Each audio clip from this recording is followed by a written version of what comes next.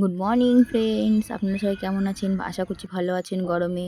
এই যে আমিও সকাল সকাল স্নান করে আজকে পুজোটা দিয়ে নিলাম। আজকে ভাবছি মায়ের পায়ের হাত পায়ের নখগুলো একটু কাটবো। প্রচুর বড় হয়েছে, সময়ের হবে না, মায়ের পা হাত পায়ের নখগুলো ভালো করে কাটা হয় না, ভালো করে গায়েও সাবান দেওয়া হয় না, কোনো রকম একটু স্নান করিয়ে দিই মাকে। আজকে আমি একটু ভালো করে মাকে গা হাত পায়ে ভালো করে একটু সাবান দিয়ে ভালো করে স্নান করাবো। তাই আজ মাকে নিয়ে বললাম, তুমি তাহলে বসো, বসে আমি তোমাকে গা হাত পা ডলে দিচ্ছি, আমি স্নান করাবো। এই যে মায়ের এখন স্নান হয়ে গেছে, মা বসে আছে। আজকে রান্না করব হলো কুঁদরি ভাজা, ভাত আর ডিমের ঝোল। তাই জন্য কুঁদরিটা আগে থেকে ভেজে রেখেছিলাম, তাই কুঁদরিটা ভাজাটা আমি এখন বসিয়ে দিলাম। এর মধ্যে একটু নুন হলুদ দিয়ে এটাকে এখন একটু নাড়িয়ে চাড়িয়ে নেব। দেখুন এই যে নাড়িয়ে চাড়িয়ে নিচ্ছি আমি। এরপরে ভাত আর কুঁদরি ভাজাটা আগে বসিয়েছি। ভাত আমার এদিকে হয়ে গেল, ভাতের মাঠটা আমি একটু গেলে নেব। এই যে এইদিকে কুঁদরি ভাজাটাও আমার হয়ে এসেছে, কুঁদরি ভাজাটাও এরপরে আমি নামিয়ে নেব।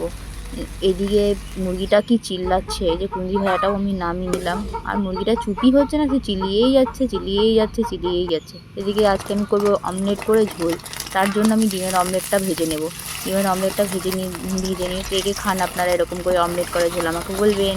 আমি দুপাশ থেকে ডিমটাকে অমলেটটাকে কেটে নেব, কেটে নিয়ে এরকমভাবেই সব কটা ডিম ভেজে নেবো আমি।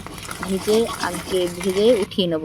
এরপরে আলুটা রেখেছিলাম, আলুটাকে ভালো করে ভেজে নিয়ে তার মধ্যে মশলাটা দিয়ে দেবো এখন।